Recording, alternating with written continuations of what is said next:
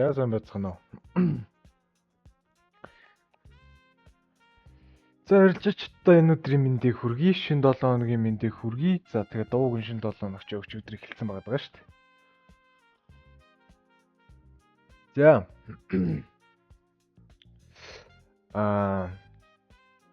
Энэ 7 хоногтой хэдүүлээ бас хөөрхөн ярих юмтай. За тэгээд мэдээж шинэ 7 хоногийн мэнд манайхаа. За хэдүүлээ юуны төрөнд мэдээж мэдээнээс эхэлнэ те. Яаж нэ. За өнөөдрийн байдлаар ерөөхдөө бол мэдээ бол нэг тийм амар сүртэй мэдээнүүд байхгүй. Гэхдээ Америкийн нэгдсэн улс дээр мэдээж CPI мэдээнүүд гарч ирж эхэлж байгаа. За тэгээ monthly, за тэгээ core monthly, за тэгээ мэдээж жилийн инфляцийн мэдээнүүд гарч эхэлнэ. За тэгээд Britain pound дээр мэдээж BOE Bailey ирэхэд бол үг хэлэх нь байна. За тэгээд 3 дахь өдөр бол хэдүүлэнгийнхнүүд бол нэг сүттэй том мэдээ бол байхгүй. Гэхдээ crude oil дээр мэдээж анхааруулах мэдээ бол байгаа. Ойлгомжтой. За тэгээд 4 дахь өдөр хэдүүлэнгийнх нь хувьд Австрали доллар дээр employment change, unemployment rateтэй байгаа юм байна. За тэгээд орой ерөнхийдөө бол 4 дахь орой бол хэдүүлэнгийнх нь хувьд бас хөөрхөн том хэмжээний мэдээнүүд гарч эхлэх нь байна. Core PPI monthly-гийн мэдээ гарах нь байна. Core retail sales гарах нь байна. За тэгээд unemployment claims, за Empire State Manufacturing Index, Philly Fed Manufacturing Index, тэгээд тэнгуут орой 8:40-с Powell өгүүлнэ. За энэ үеэр хэдүүлээ ямар ч байсан анхааралтай байх болно. За тэгээд мэдээж ойлгомжтой хэсгүүдийг хэдүүлээ заавалчгүй алгасан. За тэгээд сүүлийн үед ерөөхдөө суурь мэдээний тал дээр нэг тийм ач холбогдолгүй болчиход байгаа тий.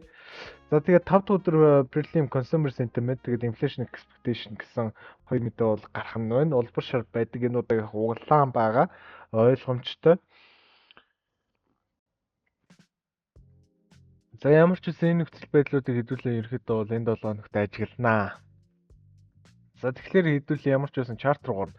Чарт нэр ямар байдлаа хэдүүлэнгийн юу ухтаад байгаа юм бэ гэдэг бол бас их сонирхолтой үйл явц үүсэж байгаа. Хэдүүлээ бас ерөөхдөө бол бас түүхэн үйл явцуудыг ерөөхдөө бол ажиглаж байгаа харж байгаа гэдэгт маань бол итгээрэй гэж хэлээ. За тэгэхэд мэдээж хэдүүлэнгийнх нь хувьд юу явж байсан бэ гэхэлэр өмнөх 7 хоногийн нэгтгэн зургаар нөхцөл байдал мэдээж хамгийн дээдлийн үе шатндаа бол дээшээ 500 ойртох нь бол ойлгомжтой байсан. Тэгээд дээшээ ерөөхдөө бол хамгийн ихний үзүр хэдүүлээ 3372 гэж гаргаж байсан. Данж үзүр өөрөө 3422-ыг 50 үзүрээр авсан. Мэдээж хэдүүлэнгийнх нь ярьдаг одоо нөхцөл байдлын яг юу нь явж байгаа гэсэн үг. Одоо яг ийм 50-14 харьцаа яваад өгсөн гэж хэдүүлээ ерөөхдөө бол харж болно гэсэн үг. Хэдүүлээ ерөөхдөө бол цаашдаа 3000 руу харах боломжтой гэж хэдүүлээ хэлэх боловч гэсэн хэдүүлэнгийнх нь одоохондоо арай эрттэй байна. За тэгэхээр нөхцөл байдал одоогийн байдлаар ямар байгаа вэ гэх юм бол мэдээж доошоо эхний ээлжний ёроол болох 3164-ийг ерөөхдөө бол ирцэх ёстой. Гэхдээ энэ чинь ерөнхийдөө бол нэг хэсгийн хугарал хийж байгаа. Гэхдээ энэ хэсгийн хугарал энэ чинь дуусч болно. Эсвэл 3292 гэсэн хань шүү тэмүүлж болно гэж хэдүүлэн ерөнхийдөө бол ажиглаж бол баг болохоор. За дээшгээ ерөнхийдөө бол дундын гурал 3290, 3300-аас ерөнхийдөө бол дээшгээ гарч чадахгүй гэсэн хамгийн хэдүүлээ ерөнхий байдлаар тавьж болно. Нөхцөл байдал энэ чинээс харах юм бол мэдээж 76.4-ийн хэсгийг хийцэн 50-аас хурлаа автсан, тгийг шалгасан бас л адилхан үзүүрийг ерөнхийдөө бол зааж байгаа. За тэгээд хэдүүлэнгийнх нь байдал юу хамгийн их тэгж нөлөөлөө энийг үзүр байх боломжтой гэж яриад байгаа юм бэ гэвэл вэ штэ. Тэгвэл энэ хэсгийг хэдүүлээ ажиглая. Энэ хэсэг ерөнхий байдлаараа бол дээр 38-ыг авцсан, доор 94.5 тэгээд 76.4 гэдэг хэсэг ингээ болж байгаа гэж хэдүүлээ хэлж болно. Яагаад гэвэл 94.5 108-ийн магтлаар явж байгаа гэсэн үг. 76.4 чинь доошгоо 108 руу заавалчгүй шидэх ёстой. Тэгэхээр эхний ээлжнээ бай 3183-84 хавцаа орж ирээд дараагийн ээлжнээ бай 3147 гэсэн байрлал руу шилжиж хамгийн макс хандлт эхний байдлаар хийх боломжтой. Дараагийн хугарлыг мэдээж дахид 108 руугаа юу эсвэл 100 юу эсвэл 94.5 руу юу За тэгэхээр хийдүүлэнгийнх нь байдлаар 184 юм уу? 200 юм уу? 3200 юм уу? Эсвэл 3216 гэсэн байрлалаар ерөөхдөө бол буцаж өсөлтийн байдлаар орж ирээд тэрнээс цаашгаа дахин доошоо өргөжлүүлж унах ёстой гэсэн тамиг хэдүүлээ заавалчгүй. 50-ны хэдүүлэнгийнх нь макс хандлтыг 3059 руу ерөөхдөө бол харж байна. Гэхдээ энэ нөхцөл байдал яг дараа 7 хоногийн сүүлээр ч юм уу эсвэл дараа 7 хоногийн дундуур хийгдэх боломжтой 3 дахь 4 дахь гэсэн байрлалаар хийгдэх боломжтой. Харин энэ хэдүүлэнгийнх нь явж байгаа хөдөлгөөн өнөөдрийн байдлаар биш юмаа гэхдээ энэ 7 хоногийн сүүл гэхэд энэ байрлал дээр ирсэн байх боломжтой гэж хэдүүлээд хаамжилж болно гэсэн үг. Тэгэхээр энэ хэсэгт ямар ч үсэн хэдүүл анхаарлыг хандуулнаа. Алтны хувьд л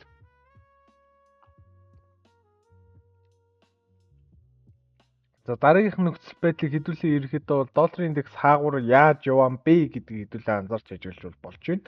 За мэдээж долларын индекс бол доошоо хэдүүлэнгийнхэн таамагласан байруу бол ирсэн таамагласан байруу гэхээсээ илүү ерөөхдөө бол жоохон дутаацсан юм байна. 97,481 руу ирсэн.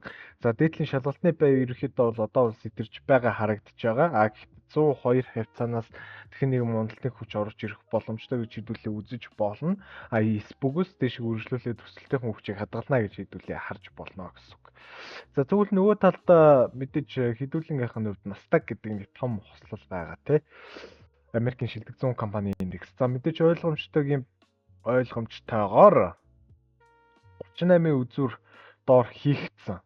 Мэдээж 23-аас дутаалттай илүүгүй хөдөлгөөн хийгдсэн гэсэн үг. Тэгэхээр дээшгэн мэдээж 94.5 руу явах нь мэдээж ойлгомжтой байсан. Дараагийнх нь хэдүүлэнгийнх нь хандлтын макс зэг 21484 рүү хэдүүлэнгийн ерөнхийдөө бол өсгөж болох боломжтой гэж хэдүүлээ харж болно гэсэн үг. Яг энэ нөхцөл байдал руу өсгөж болно. Эсбүгээс доошогоо энчинээс унгаад пак гэд доошоо 61.8 юм уу 18,900 руу орж ирэх боломжтой болж эхэлнэ гэсэн үг. Гэхдээ мэдээж хамгийн урт хугацаанд харахад тэгэхээр хэдүүлээ ямар ч байсан анхааралтай байна. За гэхдээ энэ хэсэг рүү орж ирэхээс өмнө гэхэд ийшээгээ ирсэн байх боломжтой гэж хэдүүлээ ерөөхдөө бол харж болно гэсэн үг. Тэгэхээр хэдүүлээ энэ хэсгийг заавалчгүй ажиллаж харах ёстой болж эхэлнэ. За тэгвэл үүштэй нөхцөл байдал яг хаагуур юу болоод яваад байгаа юм бэ гэвэл мэдээж том хэмжээний мэдээж өсөлтүүдийг хийцэн байгаад байгаа. Маш том хэмжээний өсөлтүүдийг хийцэн байгаад байгаа. Бид данс өөрчлөнө.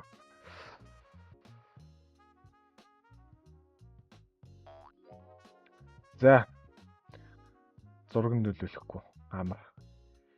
За тэгэхээр үүштэй нөхцөл байдлын хувьд гэж ярих юм бол хэдүүлэнгийнх нь хувьд энэ байрлал дээр хамгийн их хэмжээний үйл явцууд бол өнгөрч байгаа. Одоогийн байдлаар 61.8-ыг сэтлээгүй байгаа. Доошоо харах юм бол нөгөө талдаа хэдүүлэнгийнх нь хувьд ийм байрлал үүсэж байгаа. Хэдүүлэнгийнх нь хувьд 38.2-ыг сэтэлсэн 61.8-ыг одоохондоо сэтэлж чадаагүй байгаа. Дахин нэг тохиолд даваад доошоо үргэлжлүүлж чадах уу гэдэг л хэдүүлэнгийнх нь гол асуудал болно гэсэн үг. Одоо бол Nasdaq бол өөр хэрэлтэйхэн байдалтай яг энэ хэсэг дээр явж байгаа. Энэ хэсэг ерөөхдөө бол энэ хэсэг дээшгээ нэг задраа бол хэдүүлэнгийнх нь дээдлийн харж байсан ханш руу юм уу эсвэл дахиж нэг дээшгээ гарч иж 21,480 руу гарч ирэх боломжтой гэж хэдүүлээ харж болно. Эсбүгээс хэдүүлээ үргэлжлүүлээд ерөнхий уналтыг бол барьж авна гэсэн тамгийг хэдүүлээд тавина гэсэн үг. Эхний ээлжний хөдөлгөөн 20,500 төр байгаа. Энэ хэсгийн хөдөлгөөнүүдийг хэдүүлээ заавалчгүй ажигланаа, анзаарнаа гэж хэдүүлээ ерөөхдөө бол хараад байгаа. За харин crude oil-ийн нөхцөл байдал ямар шүү байгаа юм бэ гэх юм бол энэ чинь хэрсээрэн байгаа. Хэрээд л байна. Одоо тэгээд хэрүүлээл бахаас одоо. За тэгэхээр нөхцөл байдал өмнөх 7 хоногийн нэгтгэхэд орж ирэхэд ерөнхий нөхцөл байдал 55 руу нэг ёроол хийж орж ирсэн ч 55 гэсэн ёроолыг одоохондоо сэтгэлж чадахгүй байгаа. За тэгэхээр энэ хэсгийг заавалчгүй хэдүүлээ ажиглаад дэшгэж 6582 руу гаргачаад доошгүй унтын байрлал руу оруулж ирэх нь хэдүүлэнгийнх нь хувьд баг хамгийн зөв сонголт байх боломжтой болж эхэлж байна гэсэн үг. Тэгэхээр магадлалын хувьд тооцоолох юм бол хэдүүлээ энчинээс 38, 23 дэшгээ 50 орж ирж харах нь чадаагүй 23-ын шалгалтыг авсан дэшгээ 50 руу орж ирж 65 59 гэсэн ханш руу бүтэн нэг дагуул орж ирэх нь байна. Тэрнээс цаашаа үргэлжлүүлээд уналтын хүч орж ирэх ёстой гэсэн тамиг хэдүүлээ ерөөхдөө бол барьж авч болно гэсэн. 38 чи өөрөө 61.8 болж эхэлж байгаа. Одоо ерөөхдөө бол хоёул дээр байтах юм бол 65-73 хавцаа ерөөхдөө бол заавалжгүй харж болох юм байна гэсэн тамиг хэдүүлээ ерөөхдөө бол 50 гэсэн үг. За тэгээд үргэлжлүүлээд нөгөө талдаа үзүүрийн ерөөхдөө бол ойлгомжтой харагдаж байгаа байх. Яг гэсэн чи юу вэ? Зааж байгаарай. Би зураг өөрчлөгдөв байгаа юм биш үү? За зургийг ингэж харна. Яг нөгөө 4 цагийн байрлалаар бол зургийг ингэж харна. Саяны зураг бол угаасаа жоохон хэцүүхэн зураг байна. За тэгвэл үүштэй нөхцөл байдал иймэрхүү байгаа юм бол дээр 14-ийн дутаалт хийсэн нөхөр өөрөө 61-т хүрч чадаагүй хөдөлгөөн дэшгээ 108 руу үргэлжлэх боломжтой гэж хэвлэлээ харж болно гэсэн үг. Хэдүүлэнгийнх нь хувьд ханшин өөрөө 65 дээр за ойлгомжтой. Ерөнхий энэ хэсэг дээр л оёлын хамгийн том үзүр тогтох боломжтой гэж хэдүүлээ харж болох юм байна. Тэгэхээр хэдүүлээ үргэлжлүүлээд оёлыг нэг өсгөх нь бараг шулуухан болж таарч шүү.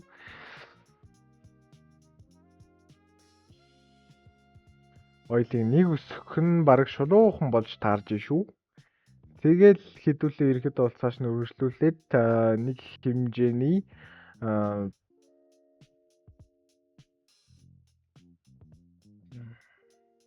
үргэлжлүүлээд тэгээд цаашдаа ирэхэд бол унах хэмжээндээ очно гэж хэдүүлээ ирэхэд бол таамаглаж болж байна гэсэн үг. Тэгэхээр 65 эсвэл 65-аас 70-ын хооронд заавалчгүй нэг хөдөлгөөн орж ирнэ гэж хэдүүлээ таамаглаж болно гэсэн үг. Энэ хэсэг заавалчгүй хэдүүлээ ажиглах нь байна. Үргэлжлүүлээд оёлыг ирэхэд бол 52-ийн ёроолыг заавалчгүй хэдүүлээ ирэхэд бол ахуулна гэж үзэж байгаа шүү дээ. За ямар ч байсан оёл эхлэн ээлжинд өсөөгөх. Тэгээ мэдээний үеэрээ ирэхэд бол 3 дахь өдрийн орой болгомж орж ирэх боломжтой гэсэн таамаг хэдүүлээ 50. Ингээд ерөөхдөө бол хэдүүлэнгийнх нь хувьд бол бүх анализ болчлоо гэсэн. За тэгээд энэ тентхийн дайнууд дуусч эхэлж байгаа. За тэгээд хэдүүлэнгийнх нь ярьснаар бүтэн анх удаа Зеленскийг дуудаж те за дайны нөхцөл байдлыг ярьж ерөөхдөө бол хоёулаа тохиролцоогоо бүрдүүлэхгүй бол нэг л байдал болохоо байлаа гэсэн байдлаар ерөөхдөө бол хандчих шиг байна. За тэгээд тэр нь чи ерөөхдөө бол зөвдөө тэгээд дэлхийн их тайвны төлөө гэж орж ирвэл тэгээд бас болж штэ. Аль талдаа те. Тэгэхээр ерөөхдөө энэ нөхцөл байдлууд иймэрхүү байгаад байгаа. Хэдүүлээ энэ 7 хоногтооч тэр ойрдооч тэр маш сонирхолтой мэдээнүүд байгаа учраас хэдүүлээ ерөнхий бичлэгнүүдэд дахиж хийж эхэлнэ гэсэн үг. За тэгэхээр дараагийн 7 хоног хүртэл хэдүүлээ ерөөхдөө бол энэ анализ дээрээ суурлаад явнаа. Тэгэхээр хэдүүлээ ерөөхдөө бол заавалчгүй айгаад ах шаардлагагүй. Хэдүүлээ захиалгуудаа гой зөв өгөөд явчих бол айх зүйл байхгүй. Тэгэхээр хэдүүлээ дараагийн анализээр дахин уулзцгаая. За тэгээд энэ 7 хоногийн том ярилцаанууд манайхан бүгд бэлдээрээ. За тэгээд манайхан амжилт хүсье. За тэгээд энэ 7 хоногийнхаа анализыг орж өгсөн шинжээч зөргөө байлаа. Дараагийнхаа анализээр дахин уулзцгаая.